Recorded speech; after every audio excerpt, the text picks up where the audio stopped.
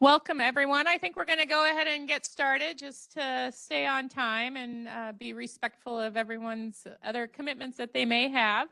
So welcome to the Pearson lecture. We are excited to get this going again. It's been on a hiatus for a couple of years and was virtual before that for one episode, I think. So we're excited to be back in person, and welcome to those of you who are joining us virtually.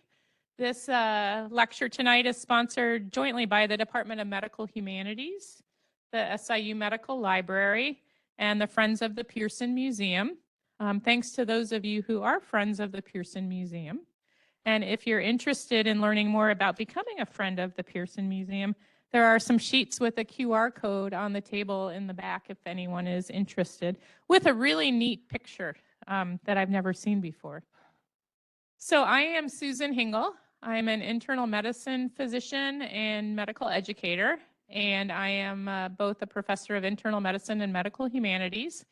I'm the associate dean for our Center for Human and Organizational Potential, and had the privilege in February of taking over as chair of the Department of Medical Humanities, so I get to do fun stuff like this now.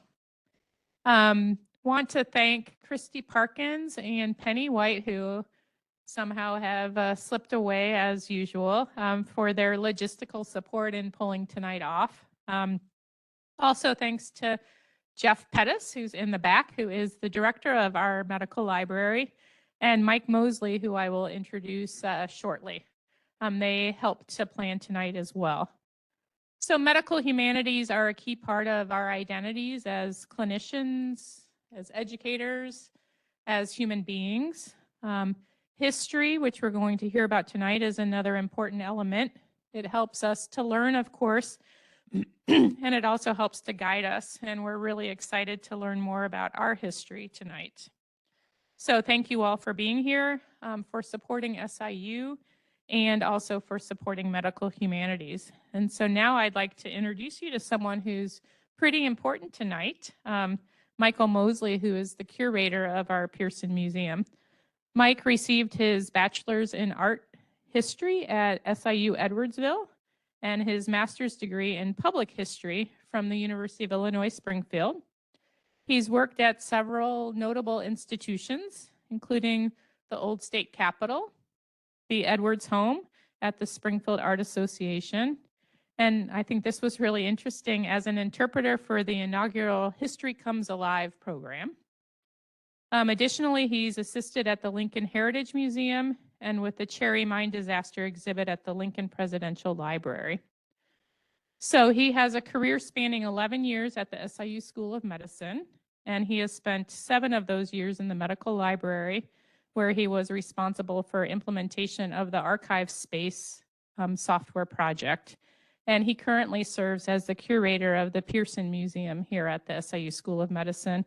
And he oversees the exhibits and the cataloging of the collections that comprise approximately 20,000 medical objects. And speaking of the history of the SIU School of Medicine, he has put a really nice timeline in the museum. So when we have the reception, you all can take a look at the timeline of the history of the School of Medicine. And so please join me in welcoming Mike to the podium.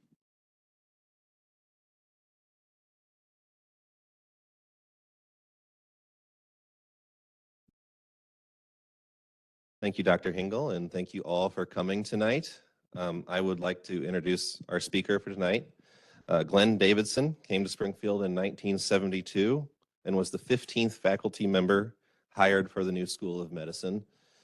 From 1976 to 1992, he was the founding chair of Medical Humanities, professor of Medical Humanities and Psychiatry, chief of Thanatology, and founding director of the Pearson Museum. Since leaving SIU, he has served as a dean of faculty, university professor and provost, and director of the Commission on Higher Education in New Mexico. He was the founding chair of the board of the Park Ridge Center and scholar and chair of the board of the School for Advanced Research. He is now research professor of medicine and culture in the School of Medicine at Vanderbilt University. At Vanderbilt, his research project is entitled Seeking Cleansing in a Contaminated World, What We Can Learn from Those Who Served in Iraq and Afghanistan. He is the author or editor of 6 books, including 2 editions of The Hospice, Development and Administration, which was the first scholarly publication about the hospice movement in North America. Several SIU-SM faculty were contributors to both editions. The second is still in print. He has been honored by, among others, with the Award of Merit from the American Academy of Obstetricians and Gynecologists, the Distinguished Service Award by the Higher Learning Commission of the North Central Association, and twice by his alma mater, the Claremont Graduate University. His title for this evening's Pearson lecture is The Early History of the SIU School of Medicine, Not for the Naive or Faint of Heart.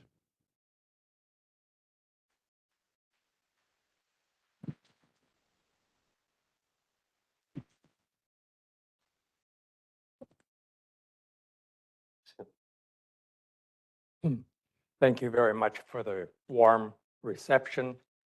A lot of work, I know, has gone into preparing for this, and I want to thank those who have been working hard to make this possible. I just want to make sure that those of you who are in the back are able to hear me, because I've got to use my normal voice. And so, okay, you hear. Very good.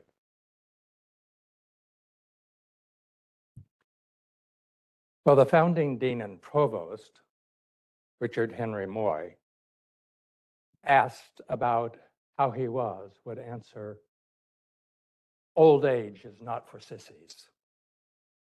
He was quoting Winston Churchill, though without attribution. At the age of 87, I have some sympathy for the problems that those two faced. But I want to suggest there are genuine privileges for old age, 3 of which I will take advantage of this evening. The first is that we seniors are freed to speak the truth as our memory has it and let the chips fall wherever they may. And if at the end of this hour there are some chips that have offended you, just chalk it up to my old age. A second privilege is to return to Springfield and be simply amazed. The massive buildings for medical care and research, a very large and productive faculty, a far larger health providing community, a student body that is 3 times larger than the one in which I left in 1992, and very importantly, accreditation reports that are the envy of many other medical schools. All of this is overwhelming. But the privilege of seeing all of this is to put it in historical context of more than 50 years. It was a steamy August 1972 day when Shirley and I arrived in Springfield. We had just come off of working on the floating university semester at sea. And not even in tropical countries was there any place so hot and so humid. But the corn was high. I was faculty hire number 15, and those who preceded me were so helpful and so welcoming. But all of us were still concerned about where were we going to roost and what were we to do? Yes, found a new medical school, but it's hard to imagine the landscape of the medical school as it is today. The dean and administrative assistant were still in a renovated 2-room facility between the hospitals with an often non-functioning toilet.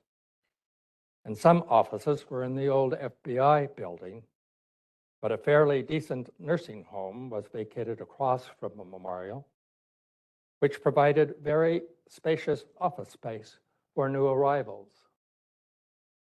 Except the inventory for desks and chairs from Carbondale had not yet arrived, and it was necessary for me to bring a folding chair from home for my office. At one point in my first week here, the topic of hallway conversation was how were we going to meet university requirements to get writing materials?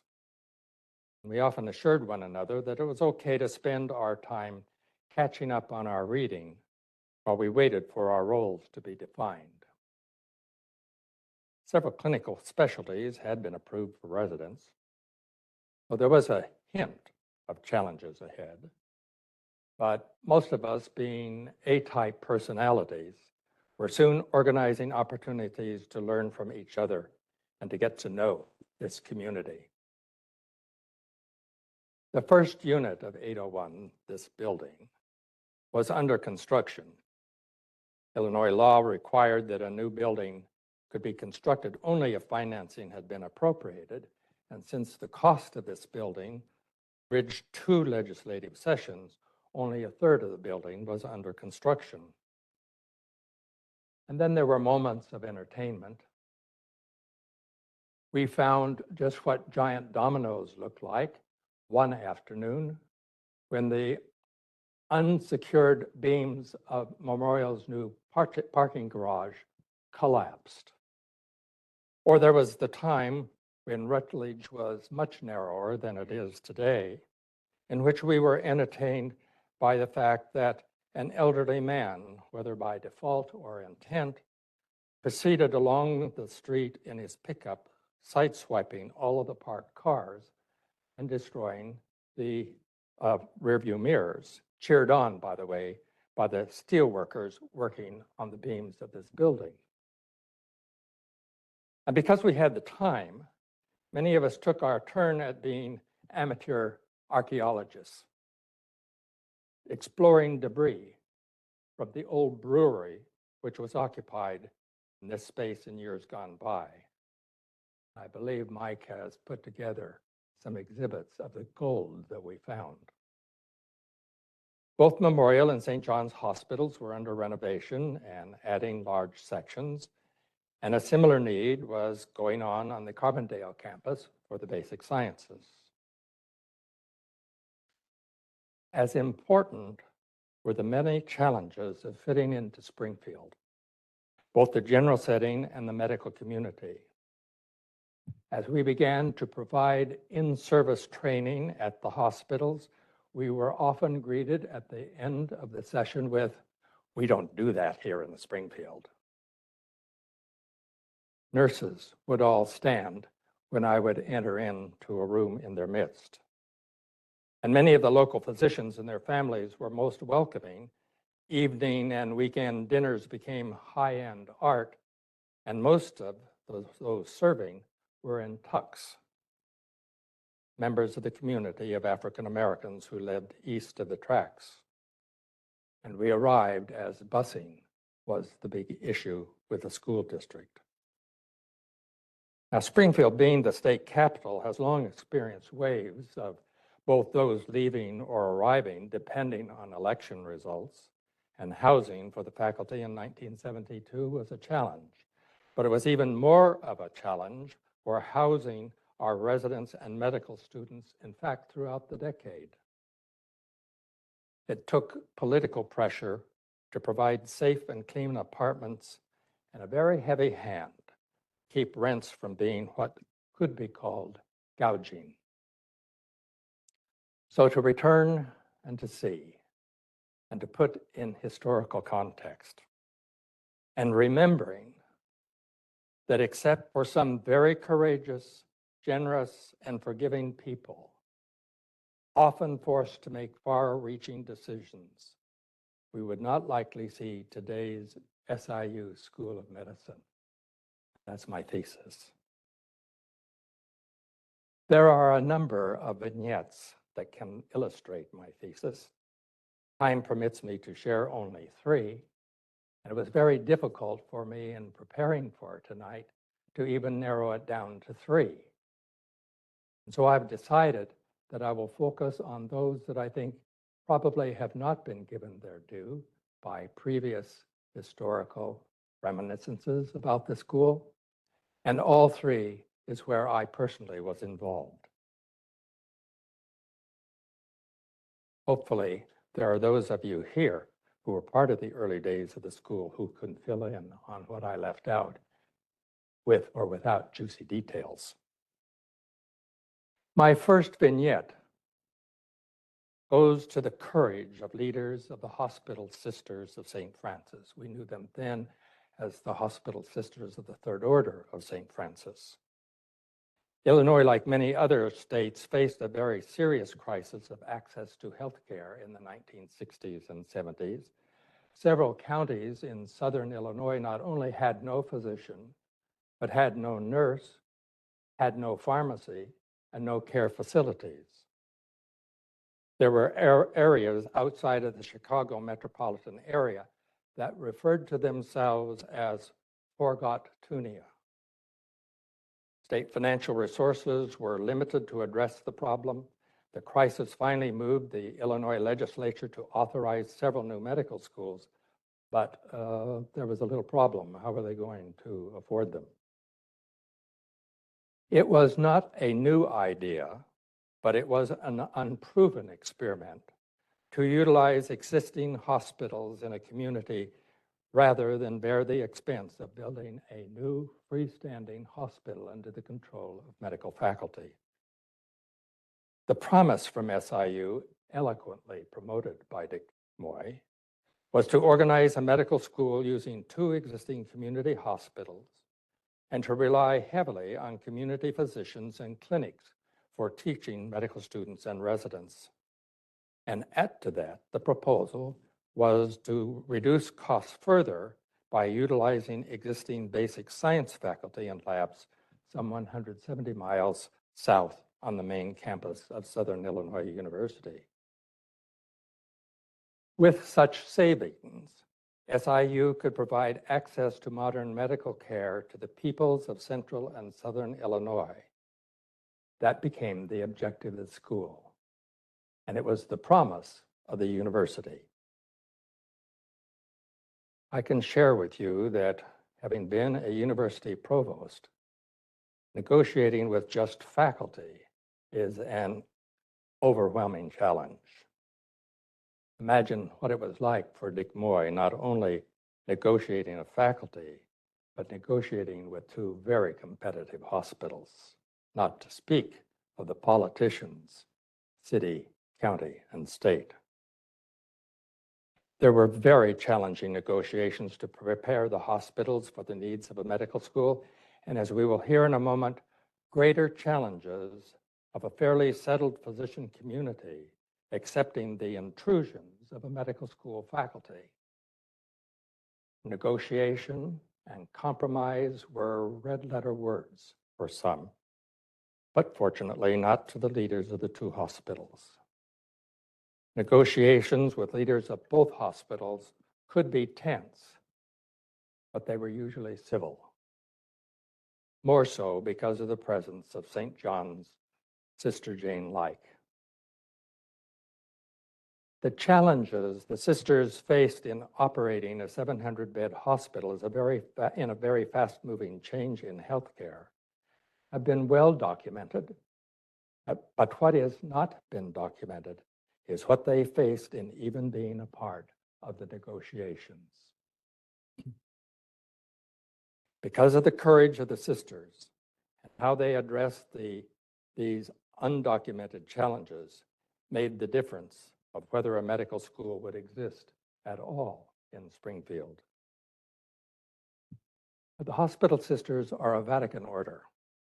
The mother house for the order is in Germany. The mother house here in Springfield is for the local province. While members of a Vatican order are expected to be respectful of a bishop, unlike diocesan orders, they are controlled by the bishop. And what the sisters faced was that the Bishop of Springfield in 1969 did not welcome the establishment of a medical school here. He was opposed to participation of the hospital sisters, even in founding exploratory negotiations. He was known as a pious man. He was also vengeful when opposed. To his way of thinking, the school was going to take over St. John's and turn it into a place of compromise for Catholic values. Worse, when I came in 1972, not even having met me, he immediately anointed me as a communist. You will no doubt note that there will be some bias in my telling of this vignette. A clinically trained, ordained Protestant appointed as the liaison to the mother house, it was just more than he could take. Sister Jane Like was the head of St. John's Hospital with the full backing of the Sister Superior and the Order's Council. The sisters knew that St. John's could not continue with the status quo, medical school or not. New laws were being pushed at both state and federal levels, which would reshape healthcare delivery. A patient bill of rights had been adopted by the American Hospital Association, which changed physician-patient relationships. New standards of practice for both physicians and nurses had to become part of healthcare. And besides, St. John's had to remain competitive with Memorial. Sister Jane had a commanding hope. She wanted to see, while she was still head of the hospital, the establishment of what we called then family practice, or what now is known as family and community medicine. It was an emerging new medical specialty requiring 3 years of residence, more demanding specialty standards, and an exam to be certified.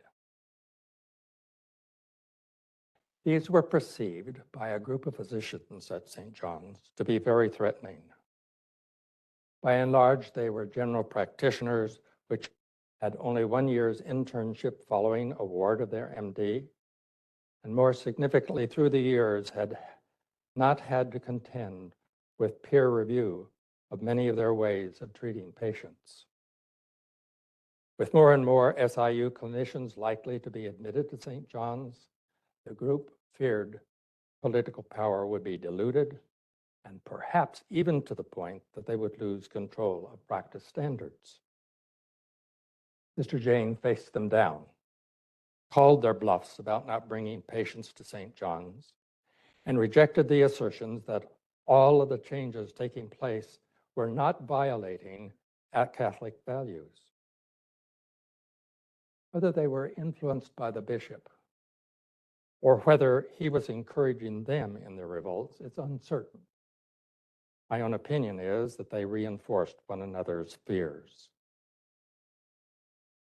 Nothing illustrated the struggle more between the sisters and their opponents than acquiring the land on which the first family practice facility stood. The land was needed to provide a separate entity from the hospital. The bishop controlled the land. It was a dying parish, but boy, did it have a bingo parlor. I was not present for the final slugfest in which Sister Jane prevailed.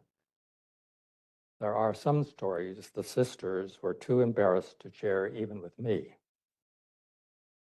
The struggles to bring St. John's up to contemporary standards also included restructuring pastoral care, nursing and technician re-education, and very dramatically, establishment of the hospice, all opposed by deeply conservative Catholics. Phyllis Schlafly, founder of the right-wing organization Eco Forum, called the sisters' efforts, and I quote, organizing death squads for a death house, close quote. The term death house was a symbolic phrase used by groups like the John Birch Society in reaction to what was happening with healthcare. When 2 family practice physicians were recruited from Britain who were certified in palliative care, the sisters not only established the hospice, but their model came to be served as the paradigm for several decades for a majority of hospital-sponsored hospices across the country. Now, the hospital sisters could have waited for installation of a new bishop, which did occur several years later, but that would have impaired the establishment of the school. I want to note at this particular point that succeeding bishops have been supporters of the school. Memorial Medical Center by itself did not provide clinical space or patient beds to overcome the skepticism of the accrediting agency about the adequacy of community hospitals meeting the accreditation standards. Dr. Moy shared fear openly. Were there to be any further delay in admitting our first class, it would be unacceptable to the political and financial settings of the day. Had the sisters, and particularly Sister Jane, not had the courage to overcome the pressures, ostracisms, threats, and just plain smearing to be partners in establishment of this medical school, we would see a very different vista here today. We are indeed in their debt and their courage. Well, there was a significant hiccup. It was rather early in the negotiations between SIU and the sisters. I believe that I can tell this without embarrassing anybody. Early in negotiations, a day-long meeting was held to come to common understanding between all parties. The sisters offered the mother house as the place to meet. Chancellor Robert McVicker led the delegation from the university. They flew up on a university plane. And of course, the Council of the Sisters, and a delegation from Springfield. These were the negotiators. Now, reportedly, the negotiations were sometimes intense. Misunderstandings, fears, and genuine differences were shared. But at the end of the day, participants were elated at how they had succeeded in coming to an agreement, including how they would negotiate if they couldn't come to an agreement. Then they had a bash, a banquet, which can only be savored to describe. A German menu, libations from the sisters' 5-star wine cellar, camaraderie. They parted as partners. About an hour later, E. coli 157 struck with a vengeance. The Springfield delegation had the facilities of their own homes, as did the sisters.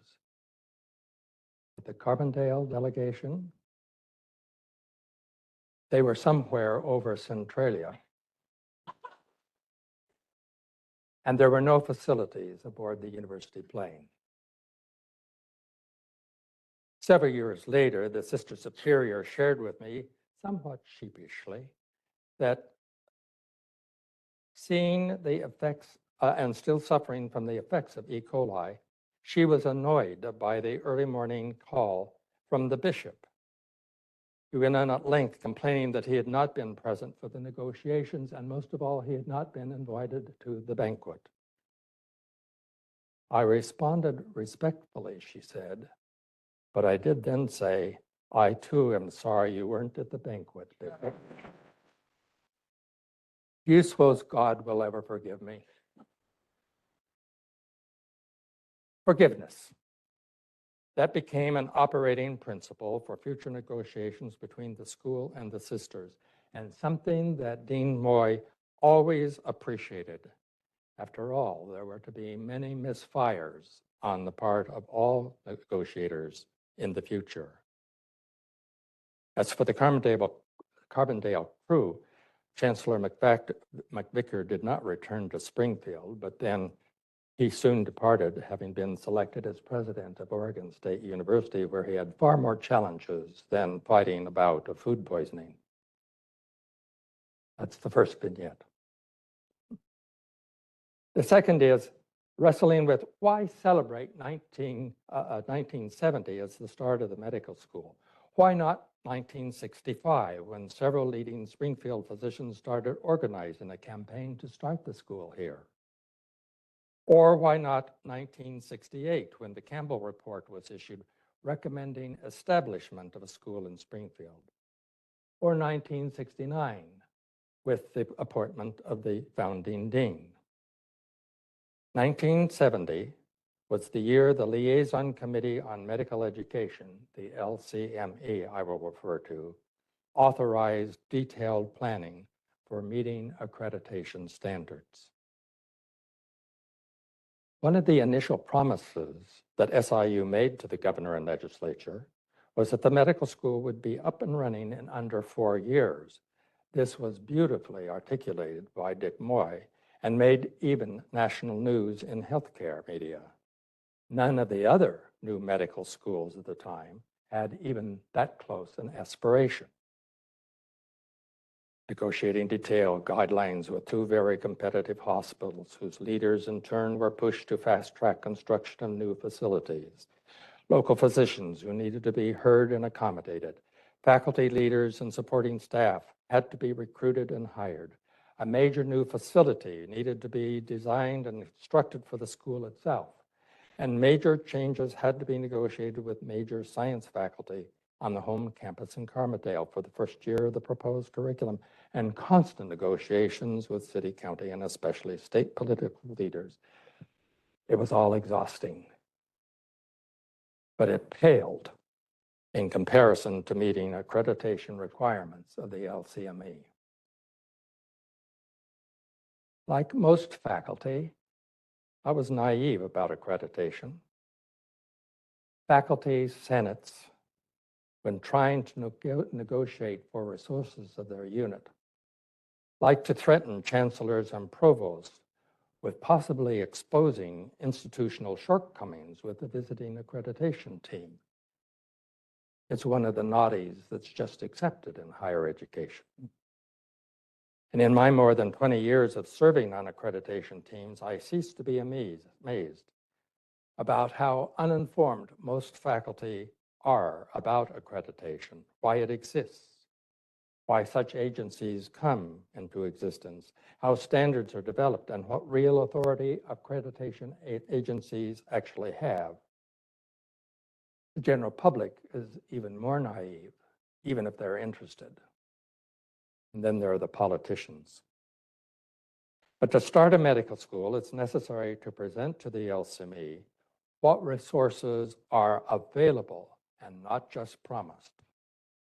Is there an unbroken line of authority negotiated all the way from university trustees to maintenance workers for utilizing those resources for the education of future physicians?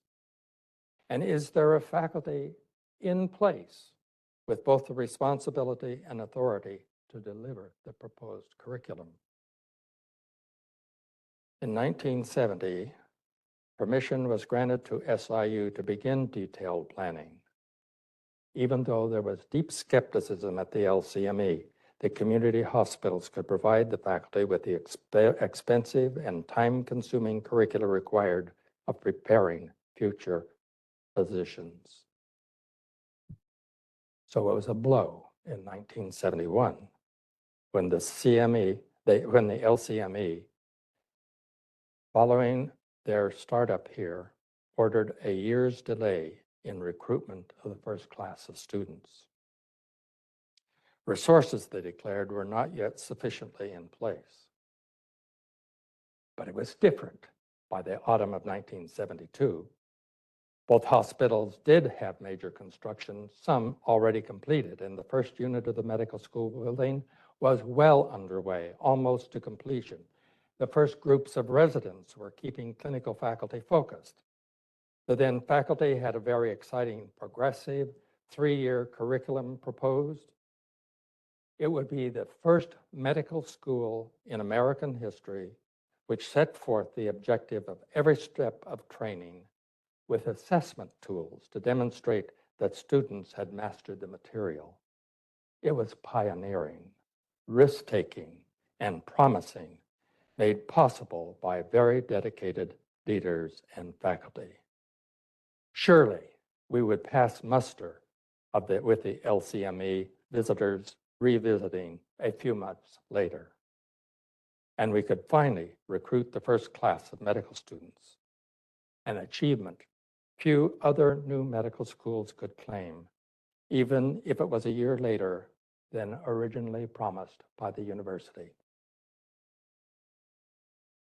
Late that fall, faculty were encouraged to attend the annual meeting of the Association of American Medical Colleges, not only to learn what other medical schools were doing, but also to let partners know what we were accomplishing.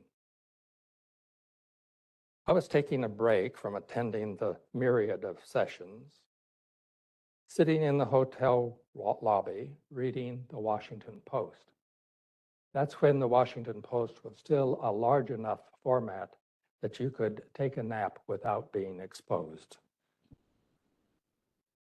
I really wasn't interested in listening to the whispered conversation between the two men seated very near me, until that is, when I heard the words, "We're prepared to take over the medical school from SIU." The speaker had already said something about a takeover before I became alert, but I heard his listeners say back, "But what about their new building? It can be used as a state building or perhaps an addition to the state labs," he replied. And then there was silence. The listener whispered, "I don't think he was listening." Now, I have to confess, I've never been a good actor. In fact, in the 7th grade, in the one play that I ever performed in, I fell off the stage. I checked to see if my conference badge was turned so that I could not be identified. I tried awfully hard to keep my hands from shaking. I tried to play real cool. When I folded the newspaper, I didn't look at the speakers. I even ambled over to a kiosk and pretended to be reading the messages posted there. And yet I knew that the two men were following my every step. As soon as I could get out of sight, I made a beeline to try and find Dean Moy. I found him coming from a session which apparently had not pleased him because he was a grump, and at first tried to wave me away.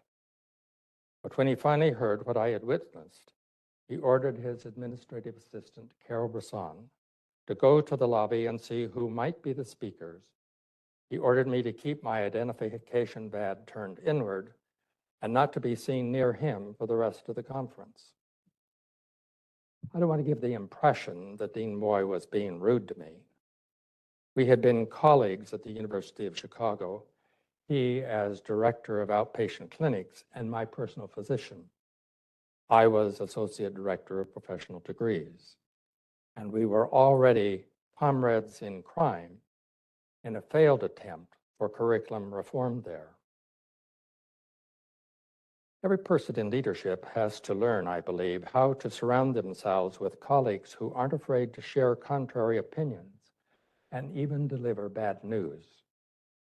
Dean Moy claimed that the first thing that he did when he was selected to head the new medical school at SIU was to search for the most experienced, most trusted, problem-solving administrative assistant in state government. And he could have added courageous. He hired Carol Brisson. The two men I had overheard plotting the coup were still seated where I suggested.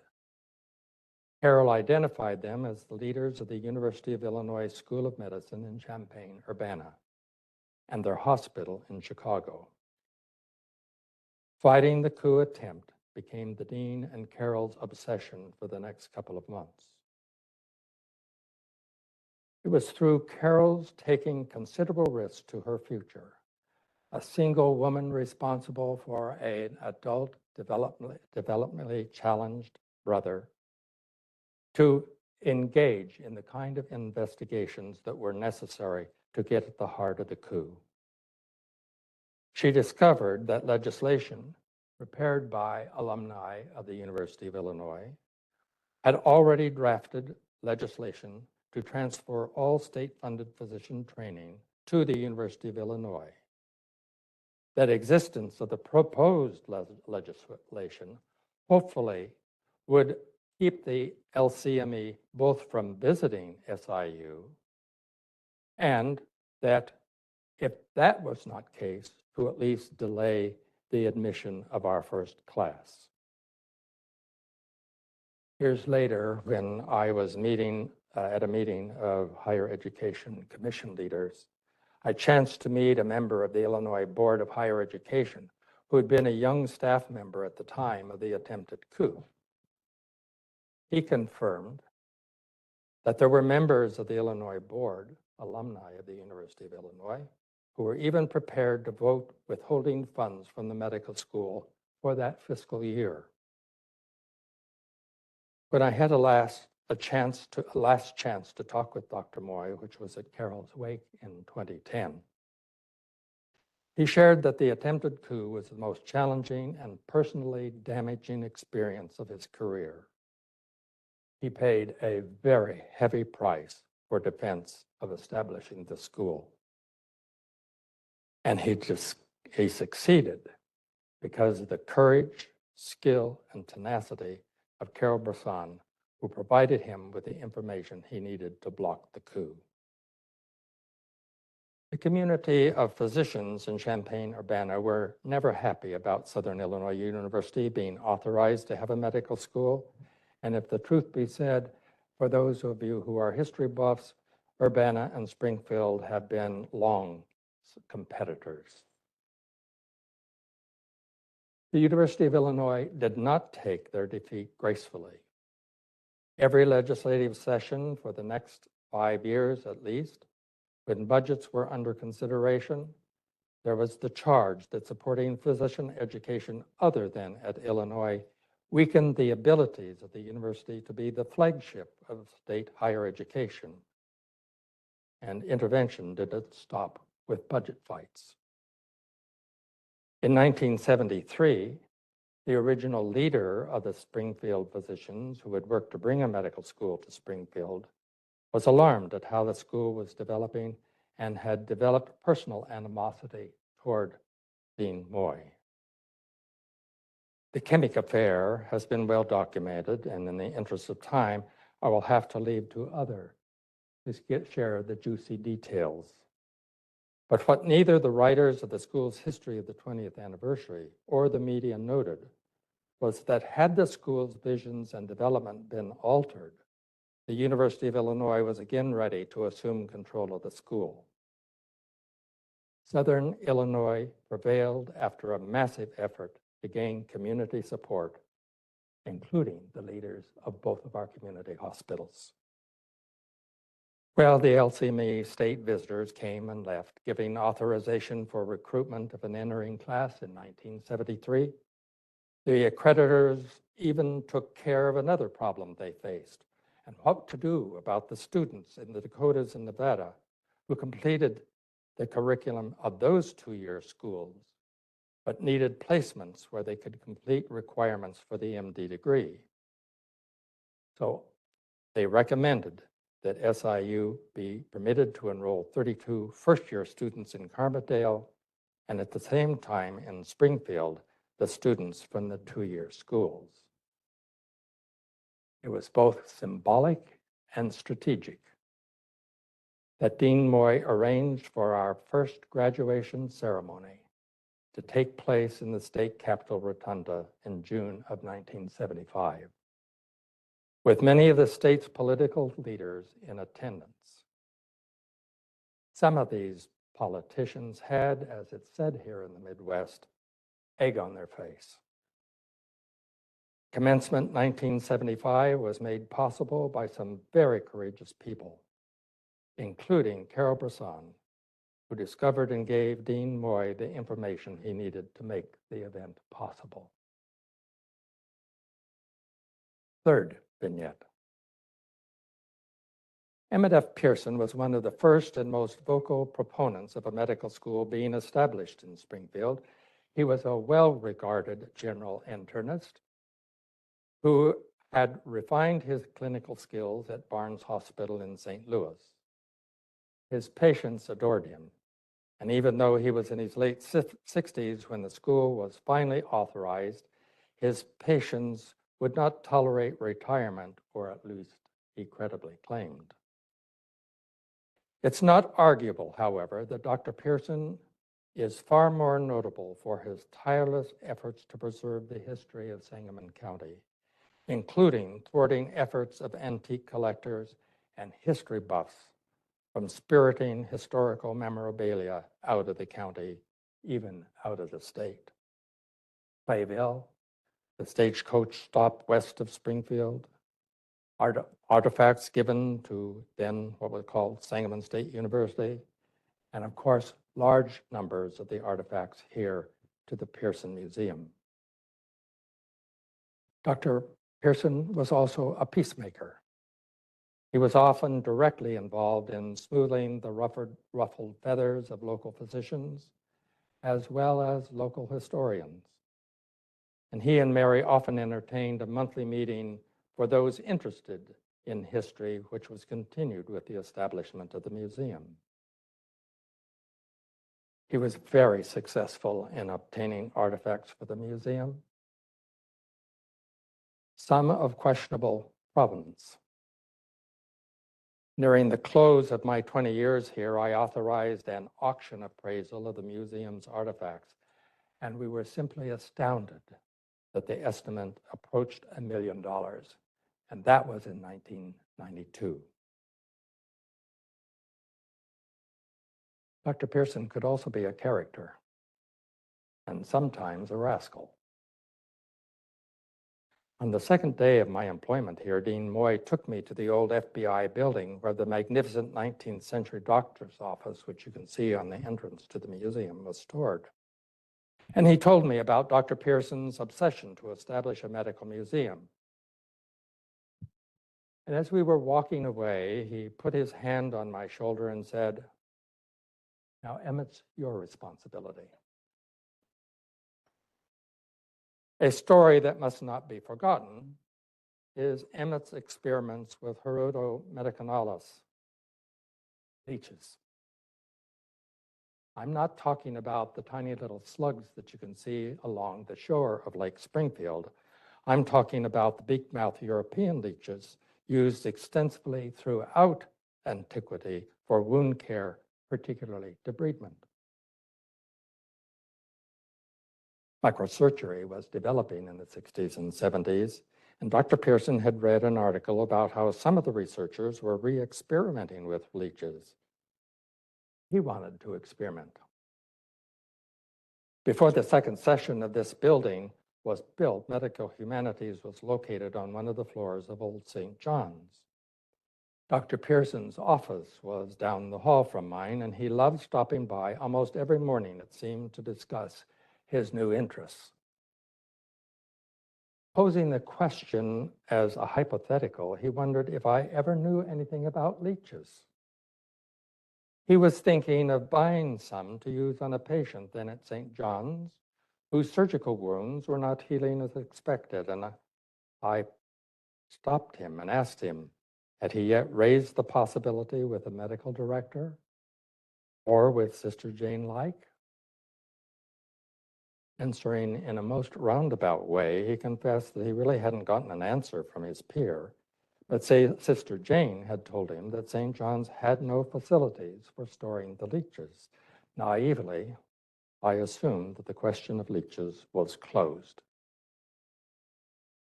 Several days later, at no nights, I received a call from St. John's security that I needed to come to the hospital immediately.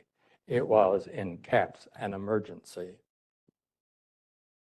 As I stepped off of the elevator, here inching their way along down the hall in almost military order was a group of European medical leeches. A custodian was plastered up against one wall, and the security office yelled at me, and I kid you not, "Get them captured or I will have to shoot them." It didn't take much searching to discover that the leeches had escaped from a jar in Emmett's office.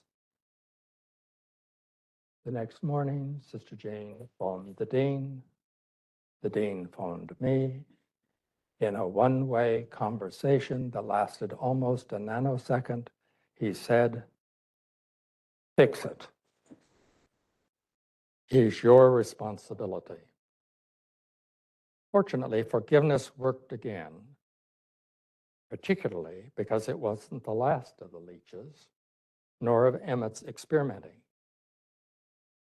Those leeches did not survive, but when the museum was opened, a new generation arrived, and several years later, under the care of then curator Barbara Mason, who was called the Leech Lady by the Illinois Times, leeching became an attraction in her presentations to groups of school children visiting the museum.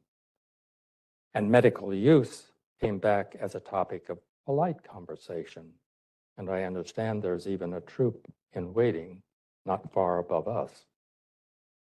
Many other stories could be shared, but I get ahead of myself. Even in our conversations in Chicago, Dr. Moy was concerned about what he saw as tunnel vision, rote memorization, and silo thinking as problems of learning medicine. Following World War II, heavy emphasis in pre-med and medical school curricula was on the basic sciences, and that was certainly needed. But the ways of teaching didn't match the needs for learning. A new medical school was being established in Hershey, Pennsylvania, in which a department of scholars in the humanities would be an integral part of the required curricula. And when Dr. Moy became dean, having a curriculum which would include the insights of the humanities was high on his wish list. When I arrived, there were already 5 medical humanities programs started, all in new medical schools. Each was distinctively different with locally based objectives. What would be the objectives for medical humanities here at SIU? Well, we tried to answer that first by a survey of local physicians asking, what could the humanities provide for a modern and progressive undergraduate experience for medical students? The dominant responses had to do with behaviors, exemplified by teach the medical students table manners. Apparently, when some residents had arrived and were entertained in physicians' homes, some, a respondent wrote, didn't even know which spoon to use. In response to the survey, to quote the dean, we were underwhelmed with the results. A far more extensive and helpful survey was made of all physicians in practice in central and southern Illinois, in which we asked what problems they faced in daily practice. Similar to the results of a national survey, the top issues stemmed from the consequences of the Patient Bill of Rights, which I've already mentioned, that in 1960s was adopted by the American Hospital Association, but by the early part of the 1970s had passed into law. Informed consent, autonomy of the patient, truth-telling, nature of the physician-patient relationship, and nature of how physicians were to relate with other healthcare providers, particularly nursing. Receiving less, but nevertheless important issues, mentioned the need for physicians to understand business of clinical practice, understanding changes in laws governing clinical practice, and guidance about changing health policy.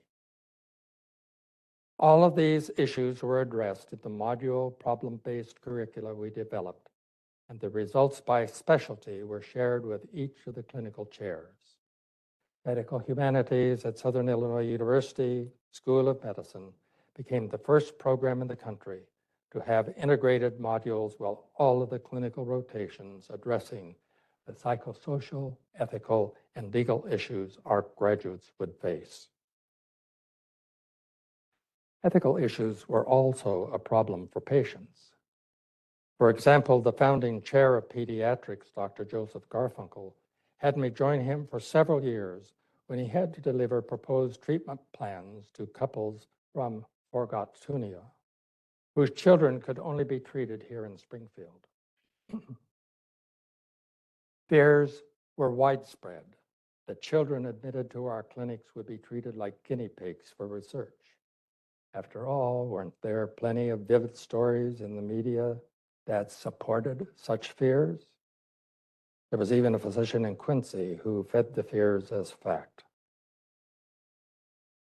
But an insightful response came out of the second survey, which was to become the opening objective of the museum. Quote, "Is it possible to show the students going into primary care that they have an honorable heritage every bit as important as the great medical advances usually the focus of medical history?"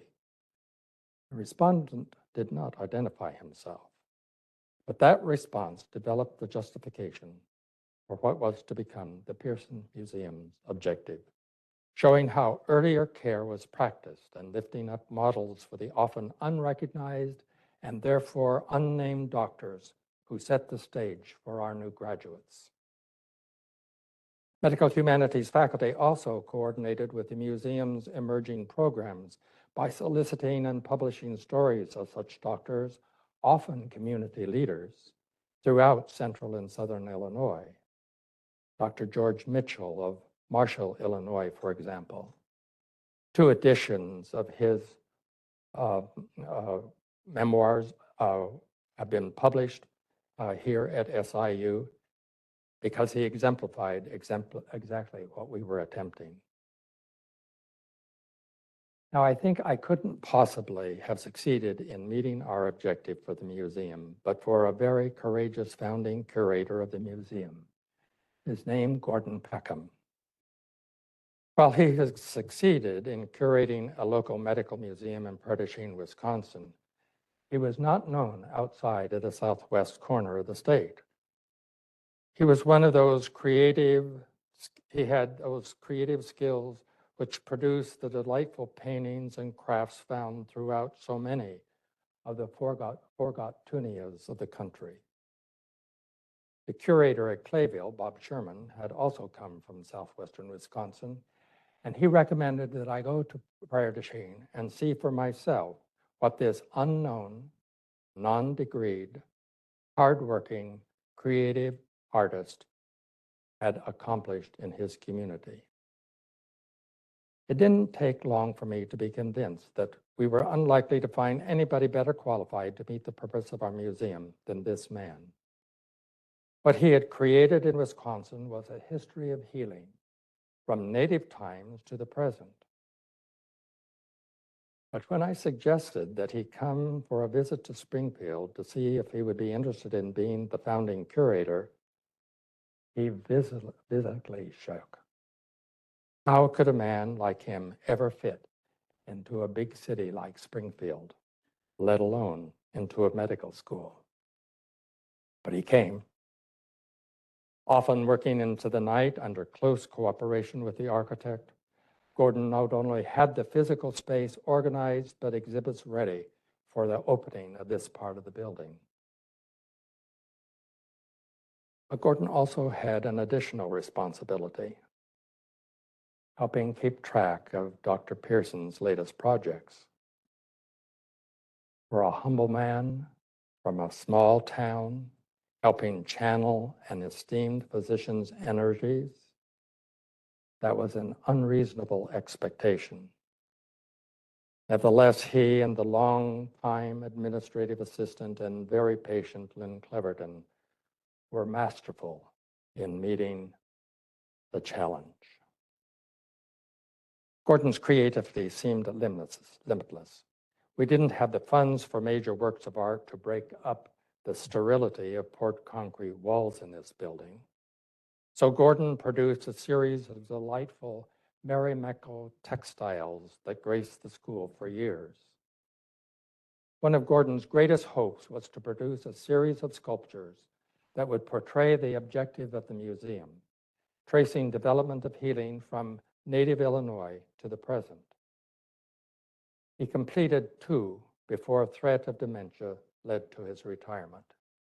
And you can see his native healer and the country doctor on horseback on display in the museum. I can't close without also recognizing the role of our spouses. They had so many challenges and so many projects, not the least of which was organizing a loan fund to bridge financial challenges faced by our students. They entertain frequently by bringing together new faculty, bonding friendships I've not seen in any other medical school. And yes, they cared for 6 students because the flu season was pretty bad the first several years of the 70s. And then there was the response of 1974, when after an ice storm, the electric grid collapsed in this part of the city for over a week. We not only took in the students, their spouses, but their babies. That was a real hoot. Sister Jane Like, Carol Brisson, and Gordon Peckham are but representatives of the courageous people, faculty, staff, friends in the community who made it possible for the wonders of this medical school today. But let me close with the third privilege I'm going to claim: to bask in the accomplishments of those who followed us, primarily our alumni, who have demonstrated that we delivered on the promise to bring to Central and Southern Illinois modern health care. Courage, compromise, forgiveness, hospitality, generosity are virtues and values which prevailed despite the multitude of challenges. The establishment of the school, however, was not for the naive or the faint of heart.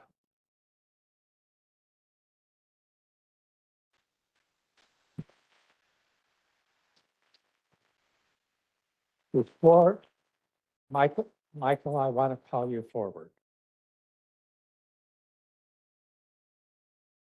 I want to gift you and your successors one of the very last things that Gordon Peckham created. It's the staff of office. And what he took was a green peace branch and carved numerous birds, nature scenes. And his hope was that this would be a challenge to any future curator who had to take things where they were basic, maybe even green, and turn them into art.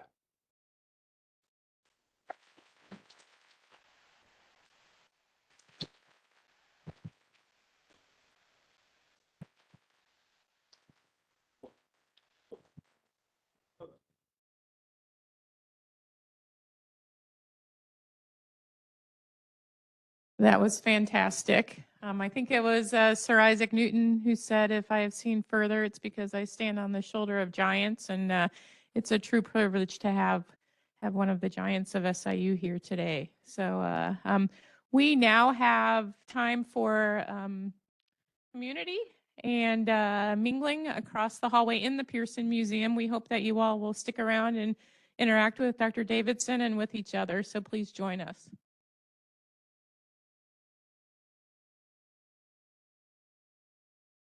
Carl, how are you? So good to see you. Have you retired now? You're still teaching? Good for you. Huh? I'm the only one left. Are you really? I did the same month you did. Yes, yes, yes. How are you doing? Hmm? You remember Carol? Oh, yes. Passed. Oh, how long ago? So, Really, that long ago? Oh, my. Oh, my. You're making it alone? more or less.